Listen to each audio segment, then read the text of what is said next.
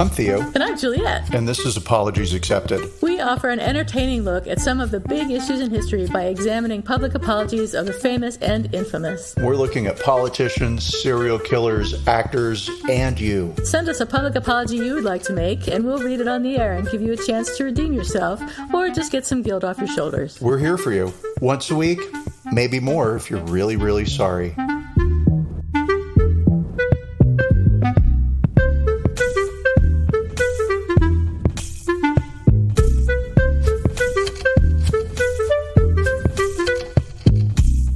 Hi, everybody. This is Apologies Accepted, the podcast. And I'm not Theo. And I am not Juliet. Quit confusing our voices. We do sound so similar. So how's everybody's week been? Theo, what's shaking bacon? Hey, it has been a fantastic week of work, but also my birthday weekend. So, my friend... Happy birthday! Thank you! Yay! Thank you! Thank you. I cannot hear it enough. Again. It is 18 several times over. Yeah. I remember turning 18 and how excited I was to turn 18.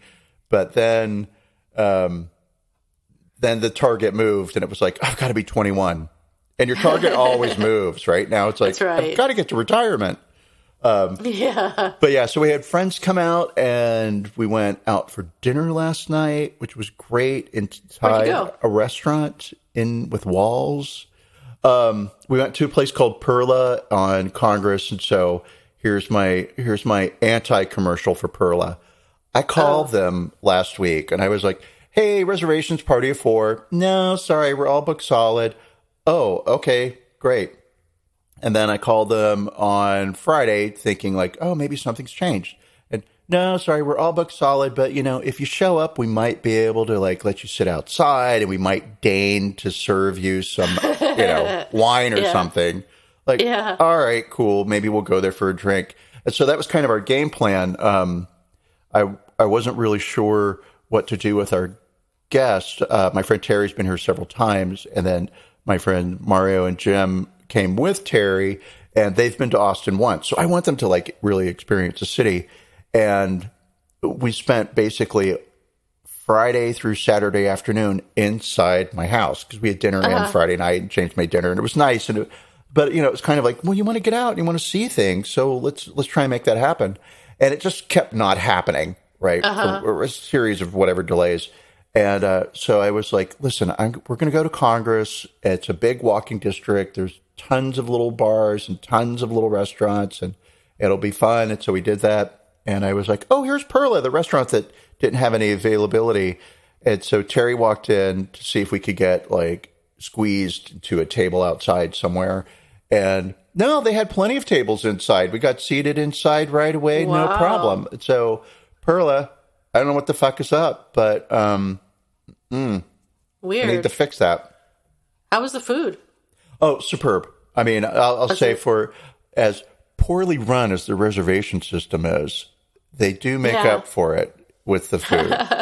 So I had a bouillabaisse and it was heaven.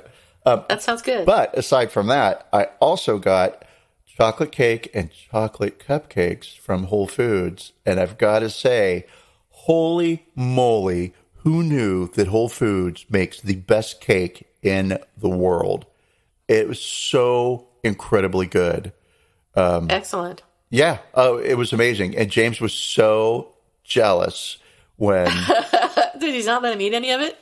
Well, so James also got me a cake from Whole Foods, coincidentally. Oh, he did? Yes, he did. Was it the chocolate cake too? It was a chocolate cake with like vanilla cream cheese frosting. And it was good, but I kept raving about the chocolate cake. And chocolate cake isn't like my favorite cake, right? I mean, I like it, sure. Cake, but oh my God, it was so incredible. And I'm gonna have to get some. I don't know what the difference was between the chocolate cake and the chocolate cake with cream cheese frosting, but yeah. So anyway, he was like, "Well, I'm really glad that Juliet sent you your favorite cake." So I'm sorry, James. That's good that he was there for your birthday. When did he leave? He left yesterday, and we left the house at 4:30 in the afternoon, got in the car at 4:30 in the afternoon, which was exactly when he was supposed to be at the airport, which is 30 minutes away. So the whole time he kept telling me to drive faster. Hurry up, drive faster. Right. And it's like, I'm doing 50 in a 35. Oh, no. I can't really go any faster than that. And not my fault that you decided to leave the house late. But there you go. Anyway, here I am complaining about James. So finally, he got onto the plane. And so now he's away for the next 10 days. And yes, he will be working like crazy. It'll be a very busy trip. I guess that's what I'm saying. Yeah. Well, we've all been busy at work lately. It seems like everybody's been working tons of hours and doing tons of stuff. It's not so fun. So hopefully this is like some astrological time period or something where everyone has to work really hard, and then it will end like on Thursday, and the moon will go into Scorpio or whatever, and everything will be great. You don't want that. That's weird sex vibes. That's bad time. I don't know what a good sign would be for the moon to go into. Pisces. Pisces, yes. I like Pisces. So yeah, I've been, like I said, yeah. And what about you? Shaking bacon. Yeah, work is shaking. But I came to Arizona last weekend, which is why we had a repeat podcast. I don't know if anyone even noticed, but we had a replay of our Billie Eilish show last week because I was going to be driving to Arizona. And I thought I would be driving on Saturday and Sunday, but I ended up driving all day Saturday for like 14 hours to get here. And then on Sunday, I was completely, totally wiped out. But I am in Arizona now, and it's spring here. The flowers are blooming, starting to bloom anyway. I'm hoping I didn't miss all of spring and that it's just starting. So I'll get to see some more flowers before I go home. I don't know how long I'm going to stay here, probably another couple of weeks. But I am going to go to Sedona next week. Oh, my favorite. Lucky. Yeah, Sedona's nice. So I'll be going there just to check it out again. I've been there a bunch of times, but it's always nice to go back and look at the pretty things. And do you get like tarot card readings when you're in Sedona? Should I? You should. It is the most mystical, magical city.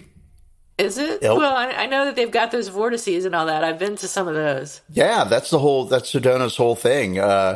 It's a nice town for wealthy people who retire in and hang out in and all that.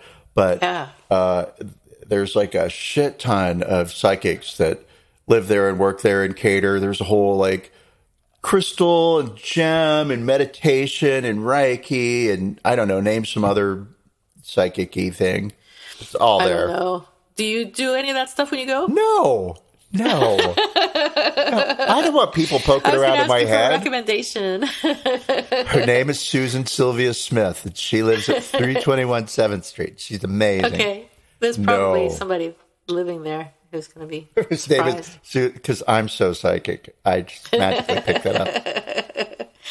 No, I know they have a good yarn store, and whenever I go, I usually buy some nice yarn for my knitting. But I haven't been knitting in like 2 years. A yarn store? Yes, yarn is so store for pretty. yarn? Of course. How else are you going to get yarn? I don't know. You go to like Walmart or Target or something, and you go to yarn. an aisle. That's the cheap, ugly yarn. No offense to anyone who buys their yarn at Walmart. Oh, yeah. There goes half our listeners, our yarn audience. But they have the most beautiful, beautiful yarns, and some of them in this one yarn store, I forget what it's called, they have like Sedona-themed yarn colorways. So they're like beautiful reds and blues and just nice. But and like I say, so the act of collecting yarn or buying yarn. I'm not kidding. I'm not kidding. The act of collecting yarn is totally separate from the act of knitting. So I am a yarn collector more than I am a knitter. I buy yarn because it's so pretty. But when you knit it up, it looks different. And to me, it never looks as pretty. So I like to look at the yarn in the skeins. And I buy it and I put it, I have it here in Arizona on this table in the window. And so I put it out in bowls. Okay, hold on. All right.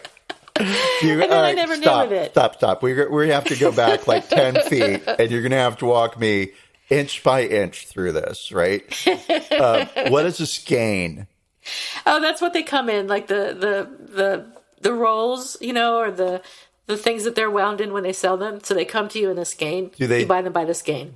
So I have an image in my head because my mother used to knit, right? Okay. And so, but I don't think she ever once talked about the beauty of yarn. More like, here's your mittens. Leave me alone. So is it like in that sort of a tube shape kind of thing? It can be, yeah. It can be like that, or it can be like in a ball, which is also a skein. Okay. All right.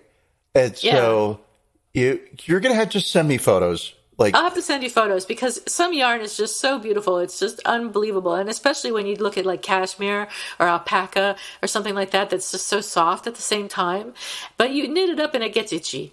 So I like knitting because it gives me something to do. It gives me a way to distract myself from the misery of the world. But A, when I finish the product, it never looks good, in my opinion. And B, it never looks as good as the yarn looks in the skein. So I like buying skeins of yarn, but I haven't done it in a while because it's a big fat waste of money. I will for sure agree with you there because I have never heard of anybody collecting yarn. Like if you had told me bubblegum wrappers, I could kind of see that because that's like packaging and product. And so, all right, yarn. I'm going to send you a skein of yarn that will knock your socks off. Oh, yeah. I'll take it as a threat. Your breath will be taken away by the beauty of this gorgeous skein of yarn. Skein of yarn. Oh, God. And some of them are so expensive, like $80 or something, like just unbelievable. Well, I literally, this is something I just never knew about you. You are certifiably insane. Well, you already knew that, I'm sure. That's no secret to anyone, including my coworkers. Do you talk to them about yarn? I'm never going to let this go. This is not yet, but I should. This is please do. This is my favorite happiness thing. It's so many skits about the girl that talks about yarn. Hey guys, how's your day been? Well, I don't know. So that's when I go to Sedona, I probably won't be buying yarn this time because you've been humiliated I don't need now. any more fucking yarn. I have so much yarn. You know what's going to happen? You're going to send me a skein of yarn, and I'm going to be like, "Holy fuck, this is gorgeous!" And you're going to have to start knitting because you're going to think that it's going to knit up just as pretty as it is in the skein, and then you're going to find out it doesn't.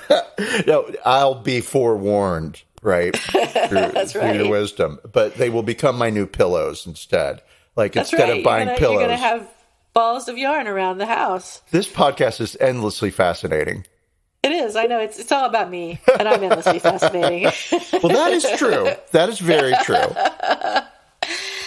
So, happy birthday. I'm very glad you've made it to the event. Oh, no, please. Let's forget about me and go back to yarn. And I'm glad I was able to supply some delicious cake where James failed. Yes. And some it is so and good.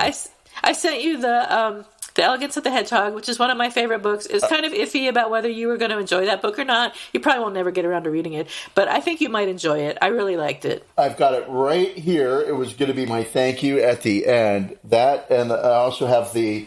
and I will mispronounce. Oh, sorry, I'm moving very far away from the microphone. The Mercier and Campion? Mercier and Campion. Yeah, that is a classic, which you should read. It'll take you 15 minutes to read. So I love that book. That book is just, it means so much to me. And I don't know if you'll get that or not, but it's amazing. Is it about yarn? I don't think yarn might come up, but I don't think it does. Well, okay. I for sure am reading that, and I'm in my reading chair, awesome, in my bedroom as we record because I have guests who are in the guest room, and that's where my podcasting closet is. And so, yeah. And you should tell everyone that you got that chair at a great discount. Great discount.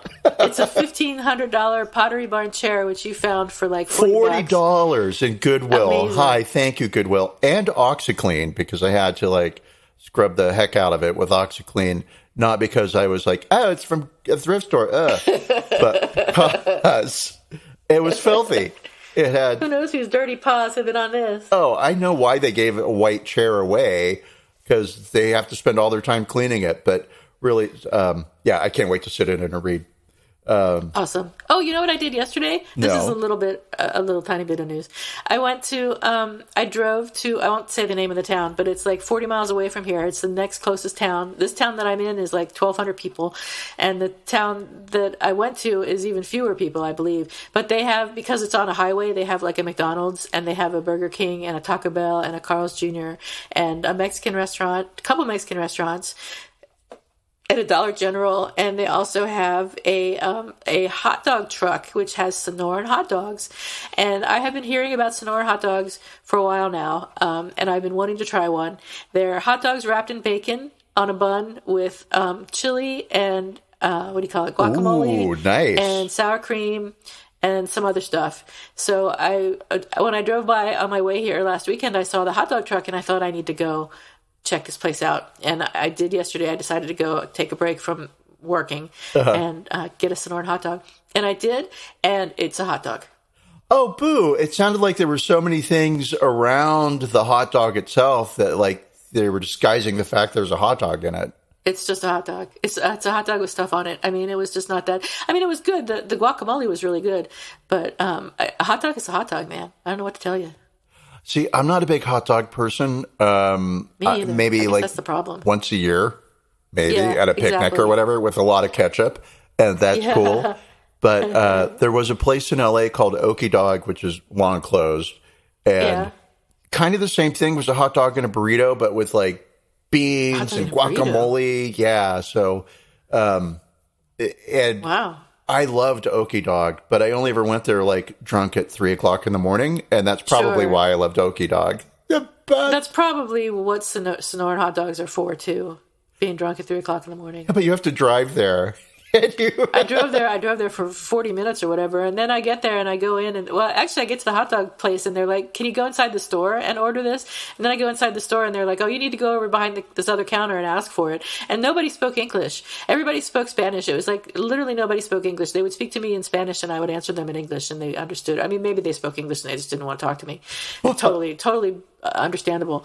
But so I waited for like 20 minutes for this hot dog that I didn't particularly even enjoy. But I did get to look around at all of the Mexican foods that were there. And they had so many flavors of Fritos and Doritos that you would never imagine, like chili and lemon and extra spicy and all kinds of stuff. It was really cool. I got some chili and lime, and it was fine.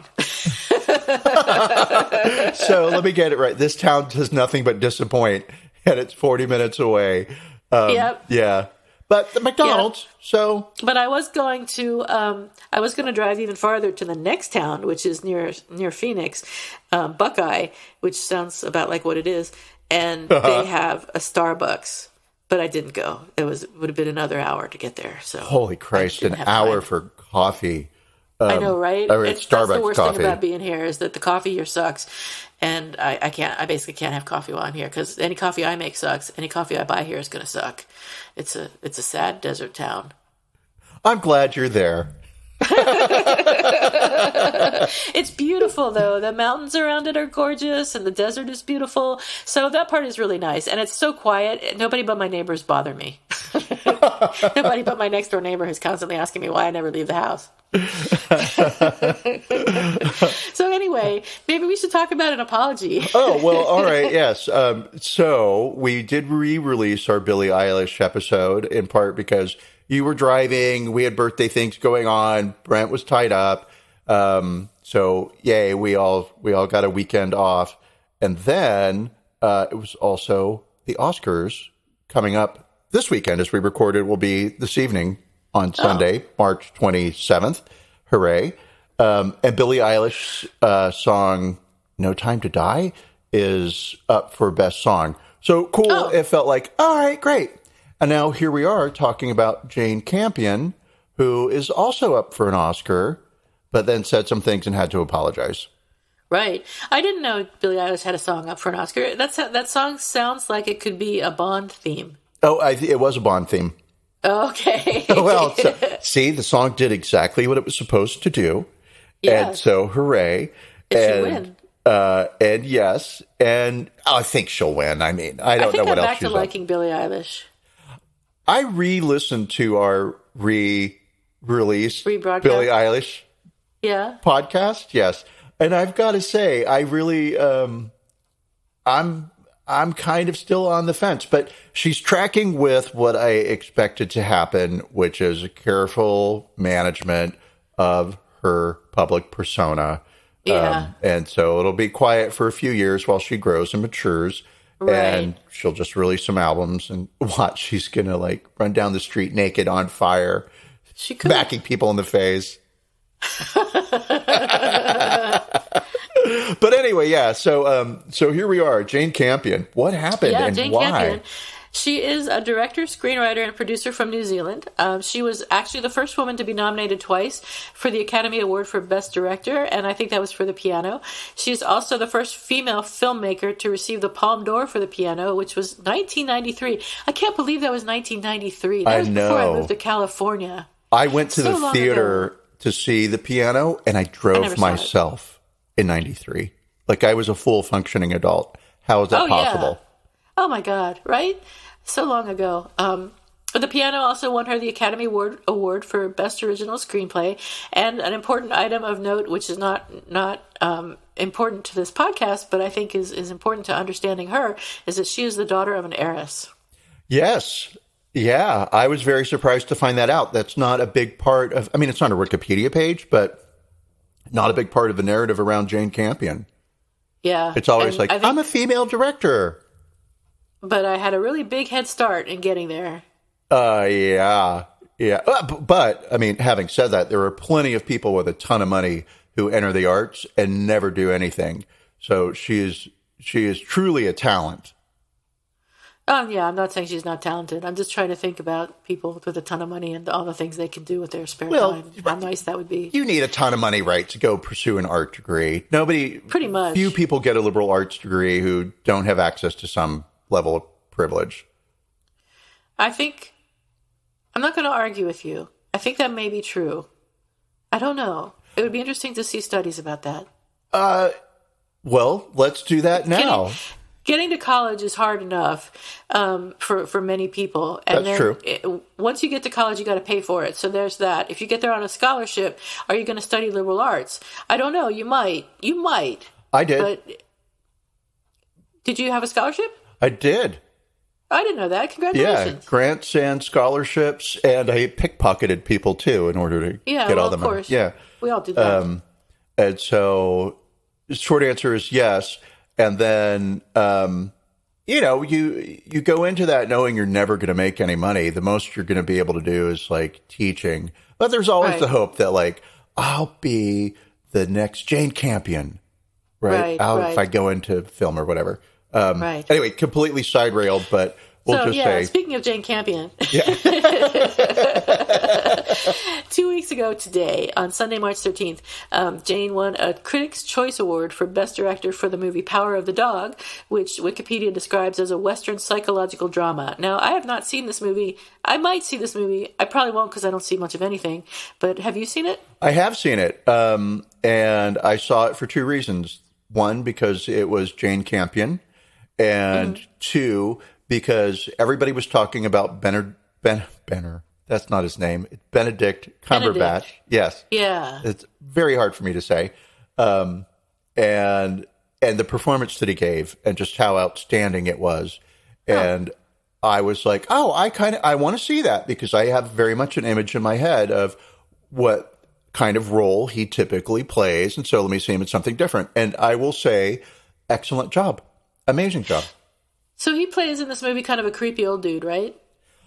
He plays, so the story about the Power of the Dog is, there's a woman who works as a waitress in a like Western town, but very frontier Western town, right? Late 1800s, very gunslingery kind of thing. But she's got a certain measure of decorum and feels like a hardworking 21st century single working mom, right? And she's got a kid who's a little quiet and keeps to himself and draws pretty pictures. And so, big sissy boy is what they call him in the film. Oh. And there's a family, and they own a ranch. It's a big ranch, and they're the most wealthy, important people in this western town. And two brothers have inherited the ranch from their parents. And one of the brothers falls in love with the waitress and marries her and becomes a stepdad to the son. Well, he lives in the same house with his brother, and his brother is kind of like the lead cowboy. And his brother starts making fun of the kid in front of all the other cowboys, right? And the brother is jealous of the mother, and so the brother starts making the mother's life holy hell, and he drives her to drink, right? So she ends up becoming like a secret alcoholic. And it turns out, though, because it's all about secrets, who's got secrets, it's the whole movie, right? Who's got secrets. And it turns out that while the kid might be gay, and probably is, the brother is gay and hiding it. So it's that classic homophobic move of, I'm going to make the gay person's life miserable so that nobody looks at me that way. Right? So cool. Well, the kid goes away to college, and he comes back, and he's studied biology. He wants to become a doctor. And I'm not going to give anything away here, but we're going to say that the kid, we call him the kid, the son, and the brother end up forming a friendship/partnership. The brother starts to see like, this kid's kind of tough. He's putting up with all this bullshit for years. And the son discovers some dirty magazines that belong to the brother, right? Of like, they're gay magazines. Yeah. Right? Yeah. Muscle Guys, like 1800. Yeah. Maybe it was early 1900s, but so whatever. The son then ends up with some power over the brother, but because of like the gay thing, they kind of bond and sort of end up becoming friendly with each other. And I'll have to stop there because I really don't want to spoil it, but I will say that I didn't see the end coming. I got it when it happened, and I was like, wow, really good. But the movie was a little long. It was, sorry, Jane, here I'm going to criticize your film, and then I'm going to criticize you. A little long, a little draggy. I got a little bored with it. Parts of it were uncomfortable to watch. It was the mom secret drinking stuff because you just felt so bad for her, right? And so yeah.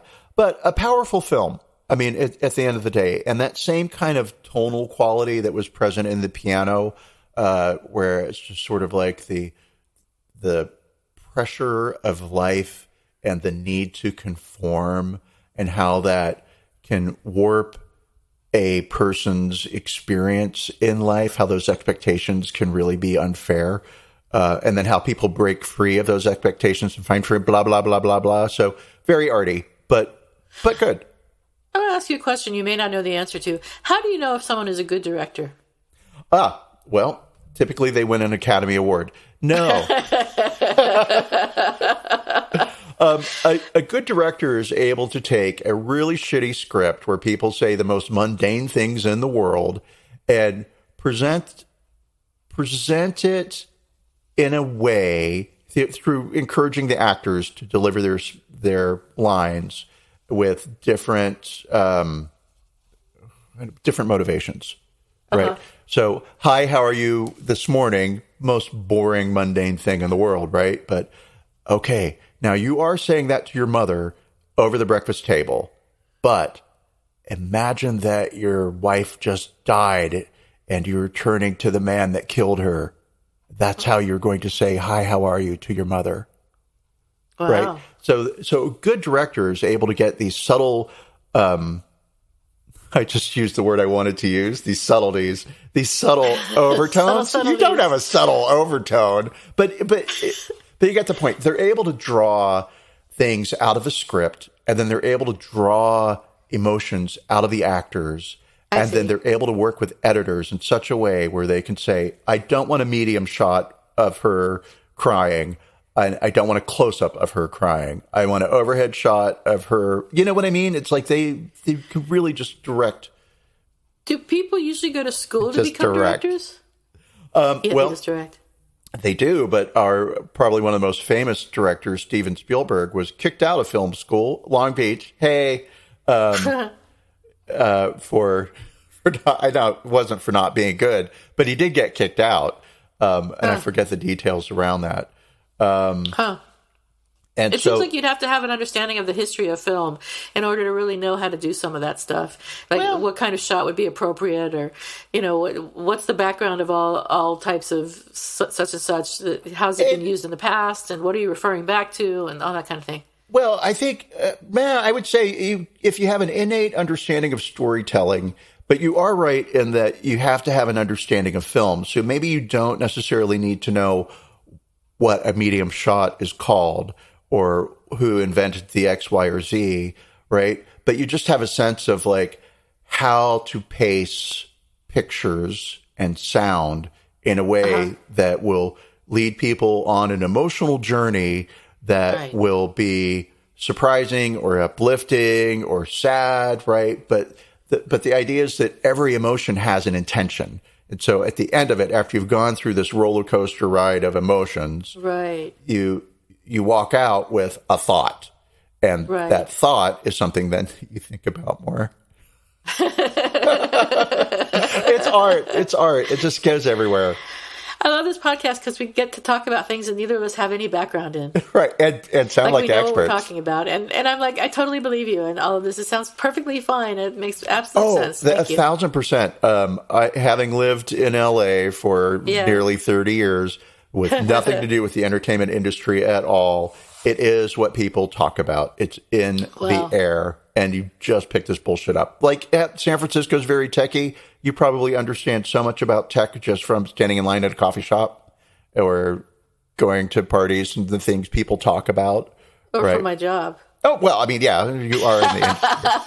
I'm kidding. I'm just teasing you. I know, but I forgot that was your job. So Jane, in her Critics' Choice Award, while winning her Critics' Choice Award for Best Director, as we were just talking about, for Power of the Dog, said, "It's absolutely stunning to be here tonight among so many incredible women." And then she praised Halle Berry, who was an honoree as well. And then she turned to Venus and Serena Williams, who have their story told in the film King Richard, for which Will Smith won Best Actor, and said, "What an honor to be in the room with you. I've taken up tennis. I truly have. And Will, if you want to come over and give me lessons, I would truly love it. I actually had to stop playing because I've got tennis elbow." For like, what? Who cares? This whole thing, this annoyed me before she even got to the part that was really annoying. Like, who cares if you've taken up tennis? Why are you asking Will Smith to give you tennis lessons when Venus and Serena Williams are in the room? I mean, they're not going to give you lessons because they've got better things to do with their time. But why are you asking Will Smith, of all people? And then, who gives a shit that you've got tennis elbow? This has got nothing to do with anything. But anyway, she went on to say, "Venus and Serena, you're such marvels. However, you don't play against the guys like I have to." And social media had a fit. Of course, because Venus and Serena have earned multiple titles in mixed doubles competitions, playing, of course, against men. But even if that weren't the case, what is the point of a comment like that? Why, when you have a platform, because you won an award, would you want to use it to pull someone else down? Well, so I did watch that clip of her speaking, right? Yeah. And I could feel like I got what was happening. She was just very in the moment, and she probably didn't really know what she was going to say. And then she saw Venus and Serena, and she was like, "Oh, wow, here are these two tennis legends." And, "Oh, okay, great, got it. I'm going to compare my inability to play tennis, where they are stars, right? And contrast that against what I actually do and why I'm up here, which is I'm here to get this award for directing." And I think, was it a backhanded compliment? I could tell that she meant to say something nice to them, right? Yeah. And it didn't happen. But in the room, people applauded, and people of color applauded, right? So there was not this immediate knee-jerk reaction of people in the room being like, "Oh my God, how could you say something like that, you horrible person?" Right. However, I think it was Serena Williams had a look on her face, kind of became a meme for a while, where it was like she was smiling, but you could tell she was only doing it to be polite. Oh. Yeah, so it was foot and mouth. That's all that happened. A wealthy white woman put her foot in her mouth. Oops. But it does get onto bigger things, clearly. Well, Serena Williams has actually said, no matter how far we come, we get reminded that it's not enough.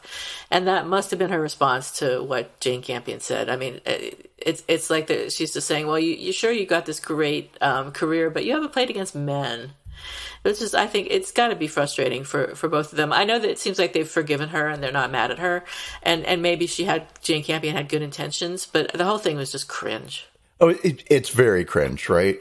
And so for me, because I can take this back to 1993, if Jane Campion had said that exact same thing in that exact same situation, and we would not be talking about Venus and Serena Williams, right? We would be talking about gender inequality and how it's unfair that female directors have to compete against male directors, but female actors don't compete for Best Actor against men, right? You have a female Best Actor category and a male Best Actor category. I think they should compete against men. I think it should be equal across the board. I think everyone should compete on the same playing field. And I think that actually in sports too, which is probably wrong, but maybe not. But I think everyone should play against everyone else. Everybody should play to the best of their abilities, and it should be about one's ability and not about one's gender, right? Yeah. But, at the same time, Hollywood is an old boys club. Directors are largely male because it's a boys club. And yeah, so it did, this whole situation did start me thinking about the filter through which we are today, like we, the culture, we, white people, me, I've been handed this new filter to look at things through. And it's interesting because it seems so obvious now, but at the same time, it's like, well, I lived through that. I was an adult and it felt obvious then too, but we were just missing all this stuff. So the Williams sister. I think that's your perspective as a white male. I think it's different for women and black people. Oh, I mean, absolutely. Right. And so, and we'll see where we land with this, but for me, it's an interesting thing is happening in our culture.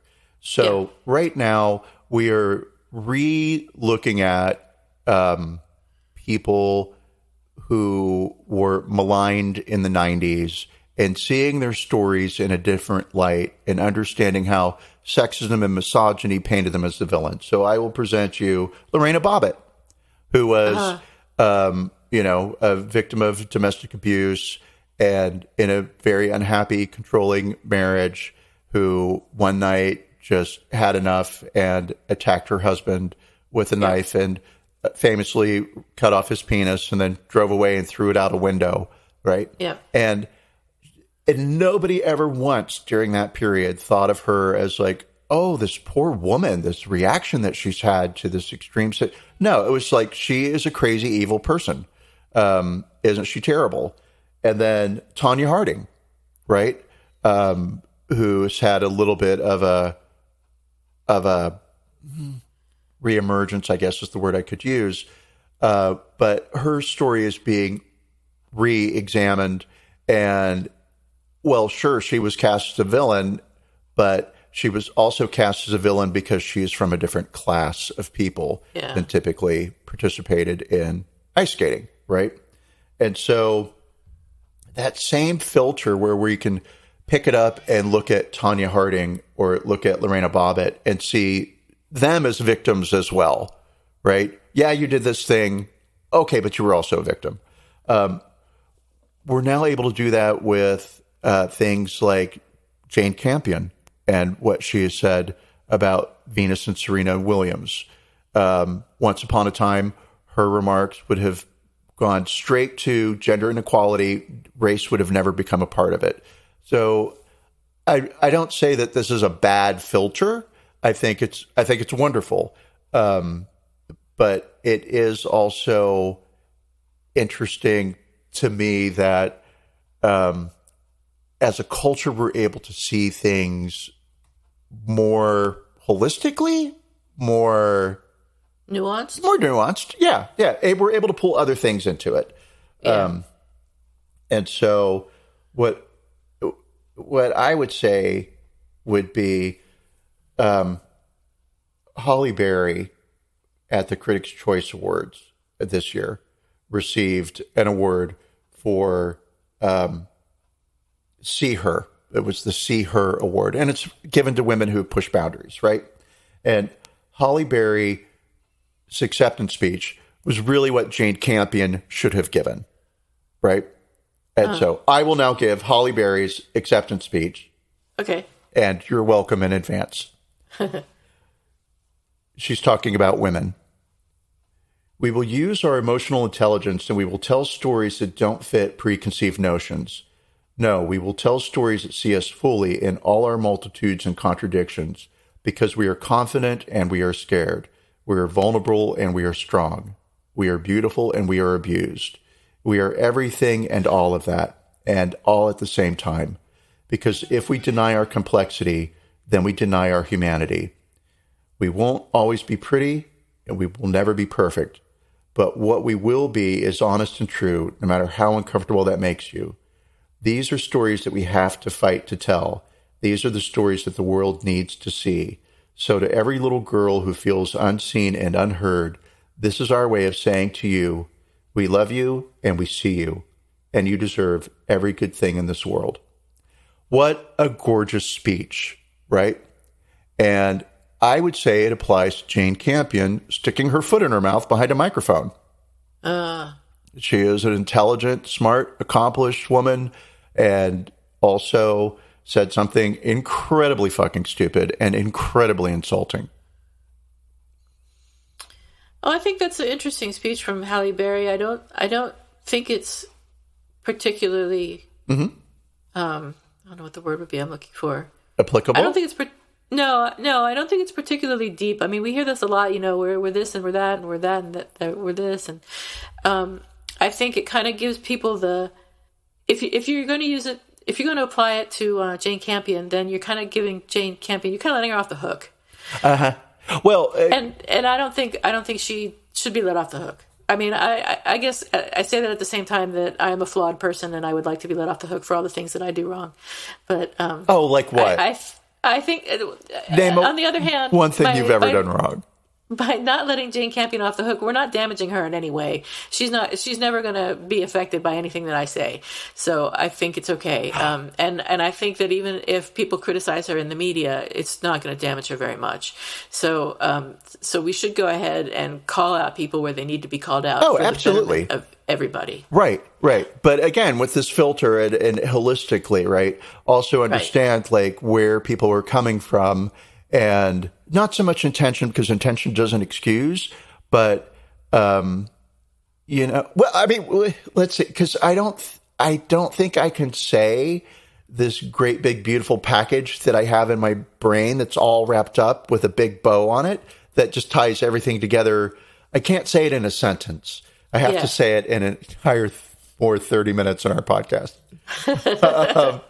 So I hear what you're saying. And, so sort of like, what is it that Jane Campion did?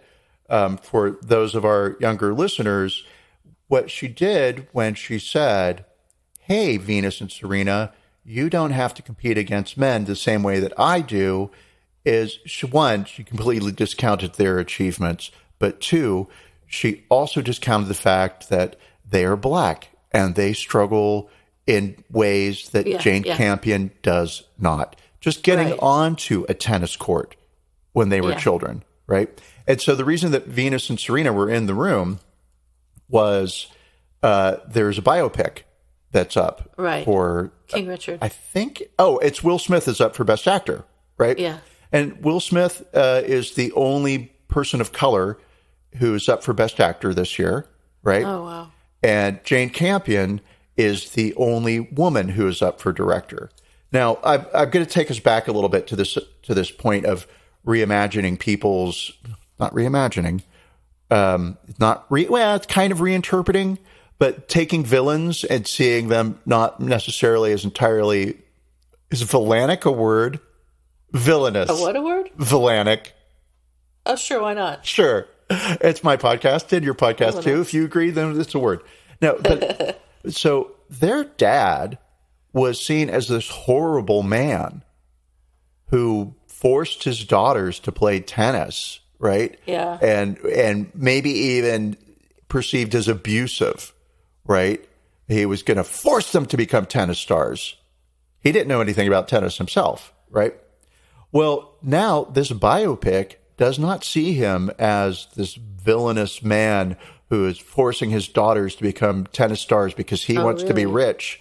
It's seeing him as a loving father who is demanding excellence of his daughters, but also letting them know that like they're deserving of excellence and they can give it to themselves, right? So this is a reinterpretation of the past viewpoint of Richard Williams, where abusive, horrible dad, now the champion of his daughter's strength, right? Huh. And I would put him now in the same category as Lorena Bobbitt and Tanya Harding, which is this horrible person that everybody shit on. Who now we're seeing him in more of a holistic way. There was a beautiful, sort of not connected, but it is. There was this really beautiful thought piece in the New York Times on March 16th by a writer named Wesley Morris, who is a black art critic. And the reason I mentioned his race is that he talks about being black and being discounted in the arts, right? And the piece is short, and he talks about going to an art gallery and looking at a black artist, Faith Reingold, work, and standing in front of a very large mural, right? And two white women come and stand in front of him, having a very loud conversation about real estate. And he asked them to move, and they turned to him and said, "Oh, you have our deepest apologies. We are so sorry." And then stood there for a few moments and then moved, right? And his view was sort of entitled white women not even appreciating the work and effort of a black artist or of a black patron, right? And I do wonder if those white women would have, what their interpretation of that situation was this a man telling them what space they can and cannot occupy, right? Either way, he concludes his piece. And again, it's a really, really interesting thought piece. And he concludes it, he's, again, talking about Venus and Serena. Even though Campion's errant backhand had flown wide, the room lurched into cheers. Some of the applause came from Serena Williams, who has watched many a shot sail long. I had to desist further thought about the meaning of Campion's aside. It was too confused. Was this a wish for the establishment of gendered guardrails for directors at award shows, or the elimination of such distinctions in sports? Are there no men to be contended with in tennis? The line separating this argument from accusation and from self-aggrandizement was murky. I thought instead about the cost of the murk. Sunday afternoon, the Williamses got dressed up to celebrate some art, and somebody stood before them and challenged the validity of their membership here in Campion's restricted vision of sisterhood. The next day, Campion gushed an apology. These slips and slights and presumptions have a way of lingering, though. Their underlying truth renders them contrition-proof. These incidents aren't rare in Fantasyland, and therefore don't warrant a constant spotlight because standing in its glare is exhausting. But Venus, her face does something as Campion speaks, a knowing cringe. She and her family came out to soak up more of the praise being lavished on art about their life.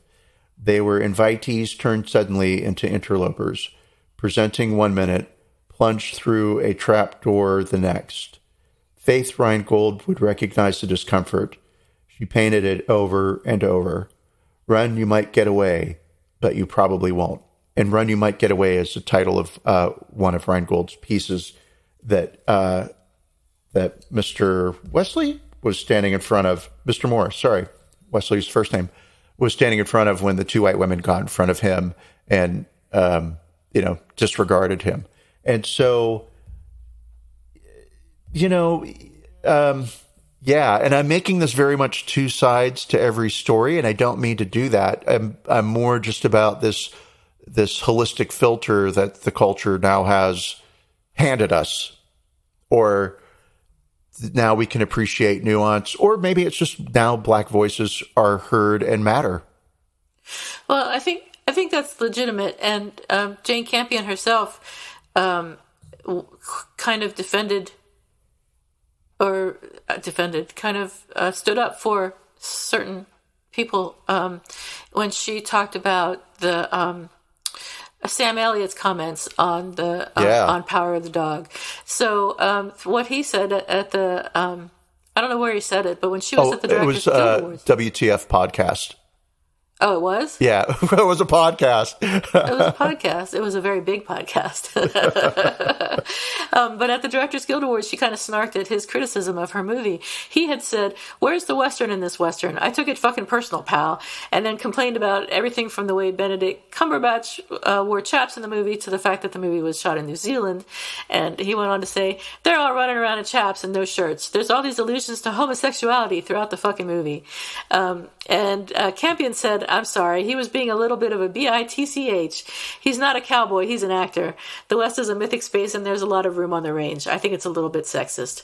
Now, I don't know why she chose the word sexist as opposed to homophobic. Maybe she just said the wrong thing, but maybe it is sexist and I'm missing it. But those comments that she made that got her a lot of positive attention on social media before she made the comments about Venus and Serena. Right. And I was a little bit like, oh, wow, Jane, you called it, a bitch is sort of like, I mean, fine, go ahead and use that word. But yeah, that's a good point. I hadn't thought of that. I wish you hadn't. But I liked her point about, the West is a mythic space and there's plenty of room on the range for lots of different stories. And, for sure, I got that. I don't know. I mean, Sam Elliott, very Trumpy to me. So whatever he has to say, I don't know that he is, but I think that he is. I think he's a lot Trumpy, but I could maybe Google that, but I'd rather just blame him. Could. It's easier just to hate him. I really liked him in that movie with Jeff Goldblum. God, what movie was that? Everyone's screaming the name of it at me, but I'll think of it later. But so I'm disappointed to hear that he's Trumpy. But now I have to. Now I have to. Sam Elliott. It wasn't Jeff Goldblum either. It was not Jeff Goldblum. Oh God, it was the movie with John Goodman, the really big one, the dude. Oh, the dude, yeah. Okay, no, take it back. He supported Joe Biden. Oh, good. Okay. I don't feel bad then. All right, yeah. So hey, Sam, it looks like I owe you an apology for thinking you were Trumpy, but it's the homophobia and the misogyny and the xenophobia. That's lead one to believe you're a little Trumpy. Yeah. But what's your problem there, Sam Elliott? Because he had an issue with Jane Campion being a woman directing a Western, sort of like, you have no need to be here, little lady. And then also, she's from New Zealand, so what does she know about the Wild West? Hi, do you know anything about the history of New Zealand? Right. Hi. Yeah, it was a little Western down there, too. Haven't you seen the piano? That was the whole thing about this movie. So he may be a Biden supporter, but he's an idiot. Fair enough. So in that way that, my brain just shut off. Jane Campion kind of discounted Venus and Serena. She is getting a taste of her own medicine, and that's not a good thing. I'm not happy for this, right? So, in the New York Post, there's a piece that some members of the Academy are saying that Jane Campion is going to win Best Director, and the reason why is the Oscars are not going to nominate another white male for Best Director when there's a single female in the same category, right? So they're going to give the prize to her because she's a woman, which completely discounts all of her efforts. But here, let me read this to you.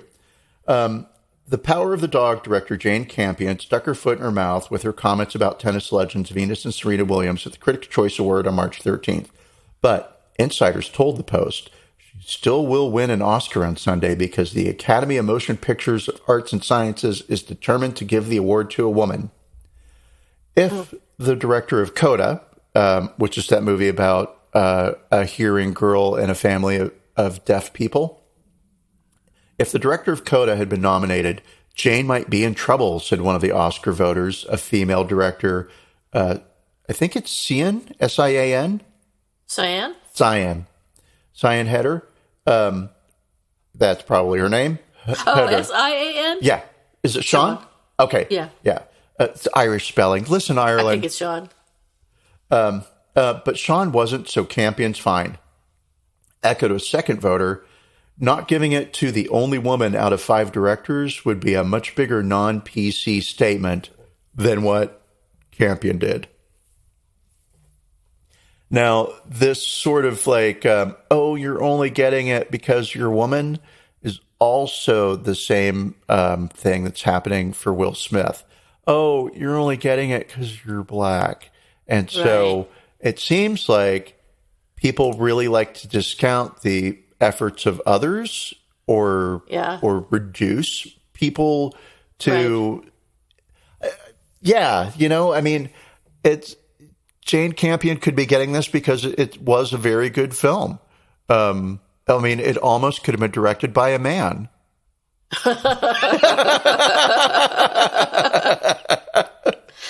Thank you for laughing. I was like, oh my God, if she doesn't laugh, I'm in so much trouble. You had such a straight face when you said it, too. I know, that was what made it even funnier. And it's true. So Campion's going to win, hopefully, probably. She will be one of only 3 women in the entire 97 years of the history of the Oscars to win for Best Director. And we will have to thank Catherine Bigelow for breaking that barrier in 2010 for The Hurt Locker. Good. Chloe Zhao last year for Nomadland. And I'm very sorry about what I said about how that film got boring. But it kind of did. But it also... I haven't seen any of those films. Like I said way back when, Nomadland did reframe Trump supporters for me and gave me an understanding of them. It did what movies are supposed to do. It allowed me to see things in a different way. They got through my own barriers and my own filters and allowed me to think and empathize. And even though I might not necessarily agree with everything, and Sam Elliott, here's an idea for you. Maybe you could watch Power of the Dog, and instead of being like, why are all these Chippendale dancers running around with their shirts off? Instead say, gosh, it must have been really hard to be a gay cowboy, right? Yeah. Or, oh gosh, it's really hard to be different. I don't know. But good point. But yeah, and so we've got this filter. And we all need to use it to look at ourselves. There's my package. I did it. Hooray for me. You wrapped that up nicely. Thank you. You are welcome. And America is welcome too. Wave a little flag. I used to have a teacher in 12th grade or whatever, who was an AP American history teacher, and he would, whenever anybody said something like that, like America, such and such is good for the world and good for America, he would draw a little American flag on the paper next to the comment that the person had written. So as a joke, like, saying, you're waving the flag. So I thought that was funny. Was that Dr. Hill? No, it was some dude who I don't remember his name. Fred somebody. Oh, wow, you know your teacher's first name. Oh, I guess I knew Emily Warner. Oops. Yeah, I could say her name. I knew her first name. She was a great teacher. The reason that we're here is because Campion apologized. Oh, yes.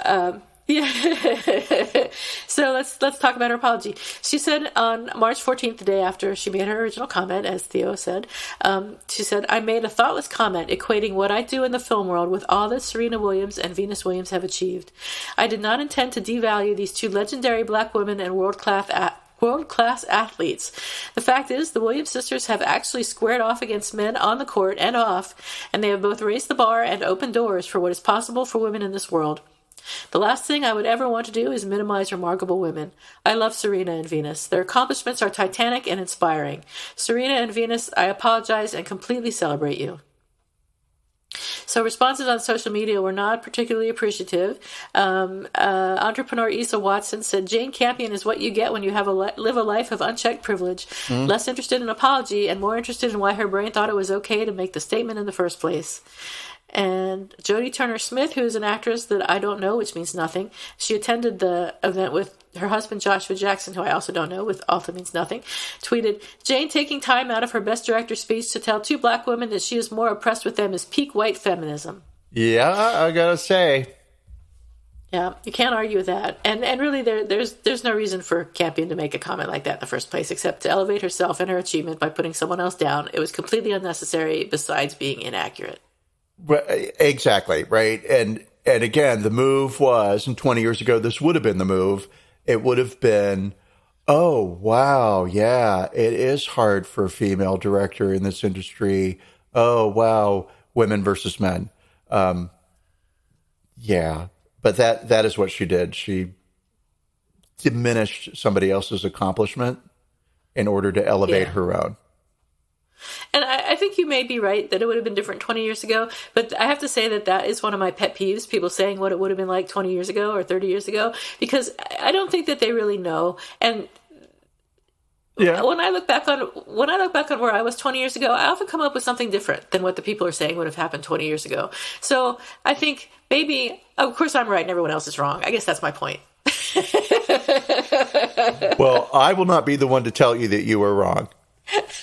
How dare you even bring the subject up? I didn't. You're wrong. Let's talk about the apology. What do we think about her apology? I mean, I love Jane Campion. I love that she's artistic and thoughtful and that she brings something to film that's kind of missing, right? Big idea. She's not afraid to be artistic. It's the weakest. I mean, for me, it's a 3.5. 3.5? Yeah. Okay. So I think she says she was thoughtless, but I think her comment was worse than thoughtless. I think it was definitely thoughtless, but I think that just shows how insidious racism is among white people. Yep. So racism, of course, is an expression of deep beliefs that someone has but may not necessarily have considered, and that's why they still have them. But obviously, I like to think if they considered them, they would think differently. But thoughtlessness is not an excuse for a racist comment, but the opposite. So, in my opinion, and there wasn't even any acknowledgement of racism in her statement. She didn't say that her statement was racist. It was maybe alluded to in the mention that the Williams sisters are black, but I think she should have apologized for the racism and sexism in her statement. And I think that her comment, "the last thing I would ever want to do is minimize remarkable women," is obviously false, as that was the only purpose of her comment, as far as I can tell. And I think that the statement was as thoughtless as the comment, and that the Williams sisters deserve better. So I give it a 3 out of 10. And I only give it 3 points because she said that their accomplishments are titanic and inspiring, which is true. The part that really irks me in this, other than it's kind of I like the word milquetoast for this, but I think that's just because she's British. It's a milquetoast apology. It's where she ends saying, I apologize and completely celebrate you. Yeah. We don't need you to celebrate them. I apologize. Full stop. Yeah, sufficient. Right? I was wrong. There's so many, and you've won awards for screenwriting, so we know you know how to write. So maybe what you do is, and mind you, I say this as somebody who's a writer who sits down in front of a microphone and opens his mouth, right? I could write this podcast, it would be a very different thing. Right. But it's because you can put it down on paper and then come back to it and then say, don't make that joke, right? Yeah.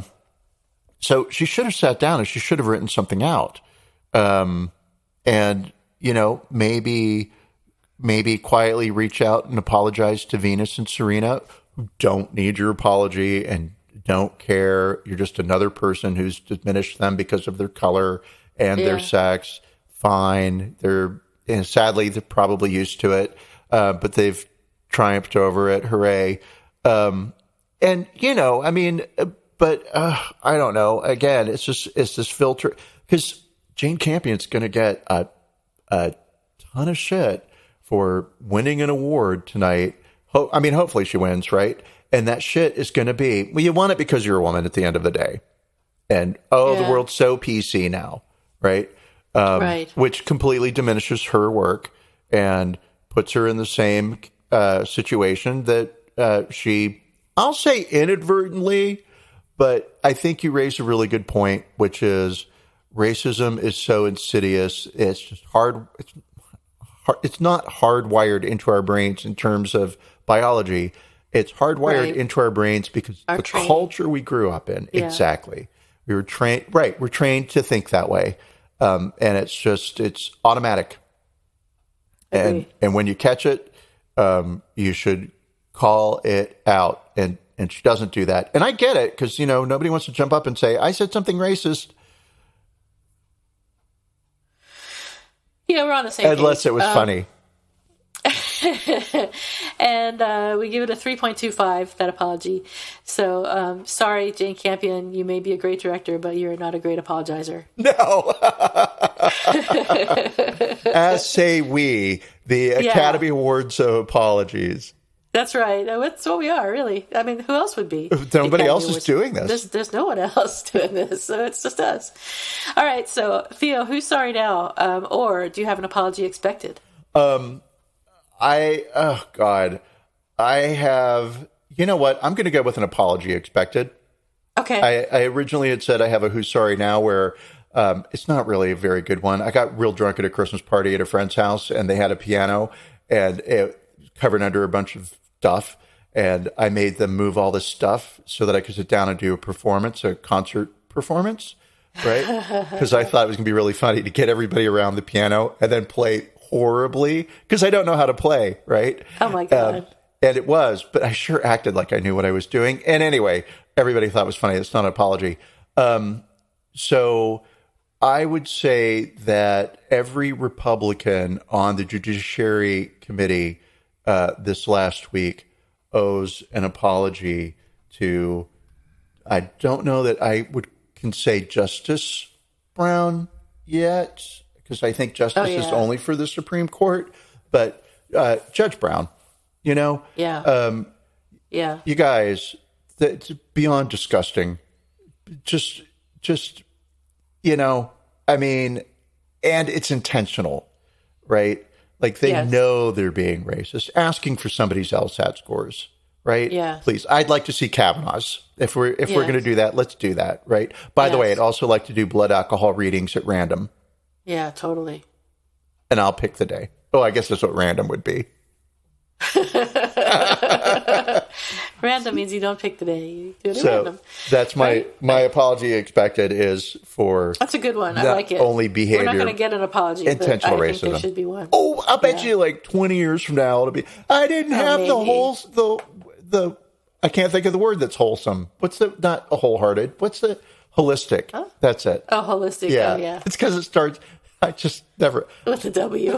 Yeah. I had to go through every fucking word. With? What? Which? Why? What? Okay. And what about you? Apology expected or who's sorry now? I have an apology expected, and it's a future. Well, I guess they all are future apology expected. But so the thing that's going to happen that is going to deserve an apology in the future is that this company called Waymo has self-driving cars, and they're going fully driverless in San Francisco. So it's been testing these cars with safety drivers sitting behind the wheel since 2009, but they're going to get rid of the safety drivers at some point. They haven't said when, but they're going to get rid of the safety drivers and just have the cars driving themselves around the streets of San Francisco. So there's going to be an apology coming for that, I tell you. Oh, it sounds totally safe. I can't imagine anything ever going wrong. Right? So these cars have actually been fully driverless in Phoenix suburbs since 2018, which I was surprised to hear, including Chandler, Tempe, Mesa, and Gilbert. They use, like I said, they use backup drivers, but some drivers in these areas are fully driverless. And a CNBC reporter wrote about taking one of these driverless cars and mentioned that the car parked in fire lanes and also came to a screeching halt for a pedestrian at one point when it was only going 7 miles an hour. So... Perhaps not technology that's ready to be unleashed upon San Francisco, where people are crazy and drivers are crazy and pedestrians are crazy and bicyclists are everywhere. So, unfortunately, there's probably going to be an apology for that pretty soon. Oh, there's going to be a death. I hope not, but yeah, there should. Yeah, there is. Be an apology. That's what the apology is going to be for. We're really sorry that we killed that person with our driverless car. We thought it was such a good idea. Can you believe it? It's you know what, though? So unpredictable. This is exactly what my great-grandparents were saying about the horseless carriage. It might be. Well, actually, they weren't wrong, though, now that I think about it. Yeah, things have changed, man. All right, what else we got? Anything? No, we don't have it. Well, we have the Oscars tonight. So my prediction, Jane Campion will win because she's the only woman. And then Will Smith will win because he is a great actor and a man. All right, sounds fair. Thanks, everybody. Thanks, everybody. See you next week live, so to speak, on the air, as always. Bye. Goodbye.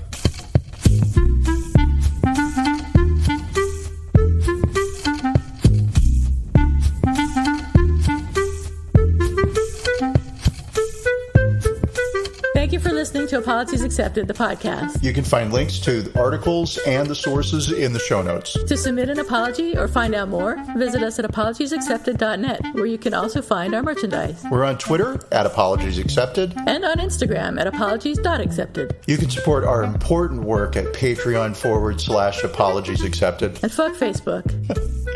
Bye. Bye.